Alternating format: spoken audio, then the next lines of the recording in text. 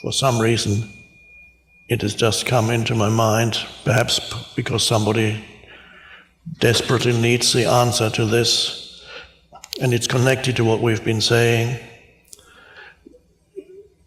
You are now, compared to years ago, you are now definitely more conscious than you were before.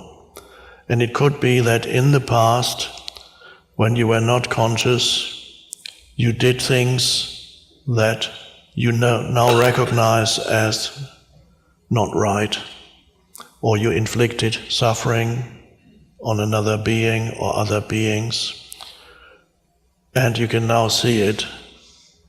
At the time you didn't know what you were doing because you were not conscious enough to act differently. Now, the fact that a person feels guilty means he or she can see something now that he or she could not see then. If you were still in the same consciousness, then you wouldn't be able to see that that was wrong and say, you did the right thing by whatever, killing that person. I did the right thing. But now you see, you have awakened, and then you can see a lot of your past as dysfunctional, unconscious action, inflicting suffering on yourself and others. Virtually every unconscious human inflicts suffering both on themselves without knowing it and others. They create their own misery and they make others miserable. That's what unconscious humans do. And some to a greater degree than others. So guilt can come up as you awaken and suddenly see how unconscious you were. That can bring up guilt and say, because the guilt says, I did that. The guilt uses the word I. But what does that mean? What does it mean when you say I? What is that I? Who is I? Is I the conditioning of your mental emotional conditioning? Or does I have a deeper meaning? Who is I? When you think that your mental emotional conditioning is I, then you are deluded. Your mental emotional conditioning is not I, it is the mental emotional conditioning in you. It is a false identity. There is no real I there. The only true I is the I am. The essence of who you are is consciousness. That is the I. I am that I am. That's even how God describes himself. When this is probably one of the most profoundest lines in the Bible.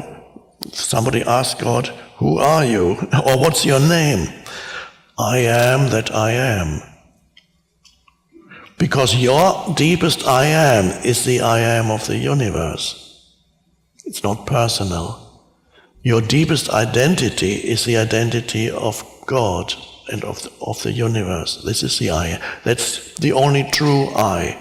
So when you confuse the unconsciousness of your past, which was only conditioning, which was a reflection of where humanity is at its present evolutionary stage, you reflected where humanity is in its present evolutionary stage. That's all. You were a reflection of the evolving, or the unevolved, as yet unevolved human consciousness. That's all. There is no I in there. It's not that I did that. The unconsciousness, human unconsciousness did that. If you construct an I out of human unconsciousness that you represented, that is an ego attempt to manufacture another mind-made identity for yourself, because the ego loves to have a conceptual identity. The ego is conceptual identity in the head. That's me. And the ego doesn't mind even if it's a very unhappy conceptual identity. It prefers that to having no conceptual identity because that's its end. So the ego will cling to the guilt and associate unconscious action in the past with identity, my identity. And that's how the ego can survive for years, and it can torture you for years, saying, I did that. And it's a terrible feeling that you did, that you can now see it as so wrong, that was so wrong. But it's ultimately a delusion. Find the true I, and then that will free you of that, and then you will naturally forgive yourself without needing to take an action and say, I must forgive myself. That doesn't really work. In the same way that it doesn't, this can also be applied to other humans. You can also do that to other humans. What you do to yourself when you see what they did, and you can manufacture an identity out of their unconscious action also, and then say, this is who they are, this is who he is, who she is. It's unconsciousness playing itself out, human unconsciousness. There is no ultimate identity there. But the mind likes to manufacture a conceptual identity, not only for yourself, but also for others.